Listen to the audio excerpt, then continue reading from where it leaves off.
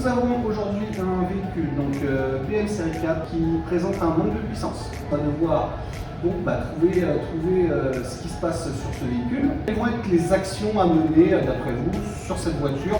On va faire un diagnostic. Ce qu'on va faire également, c'est qu'on va essayer de reproduire le symptôme. On a redémarré la voiture, on a pu voir et constater que le voyant d'injection s'allumait. Et effectivement, sur l'appui de la pédale d'accélérateur, on se rend compte que le moteur est en mode dégradé. Le défaut est répercuté sur l'ordinateur de bord au centre. Et quand tu accélères, on voit que la voiture peine à monter et est bridée à 3000 tours. On procède au branchement de l'outil Diag. Il va raccorder la prise diagnostique à la sonde de notre outil Diag. On va donc lancer une lecture de l'outil Diag sur la voiture. Là, elle nous a reconnu le numéro de série. Elle rentre en communication, donc elle va lancer un test sur tous les calculateurs et puis nous remonter justement les incohérences qu'elle détecte au niveau des boîtiers électroniques. Je vais rechercher l'élément qui m'intéresse, c'est-à-dire le moteur diesel. Et donc là, je vais pouvoir procéder à la lecture des codes défauts. Donc là, on aurait un problème sur l'actionneur de turbo. Ok.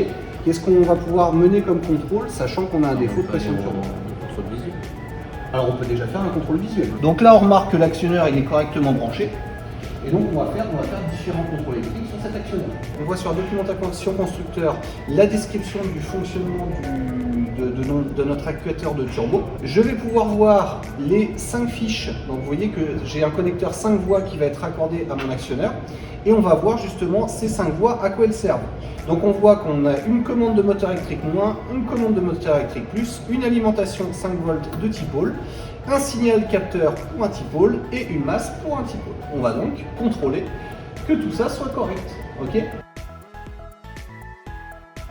On débranche ton connecteur. Ok. Et donc logiquement entre ta voie 1 et 5, alors qu'est-ce qui est marqué? 3, 5, 3 et 5. Voilà. On va avoir les valeurs de lecture paramètres qui nous intéressent, c'est-à-dire le régime moteur, pression de suralimentation, les valeurs de pression de consigne et les valeurs d'actionneur de Westgate.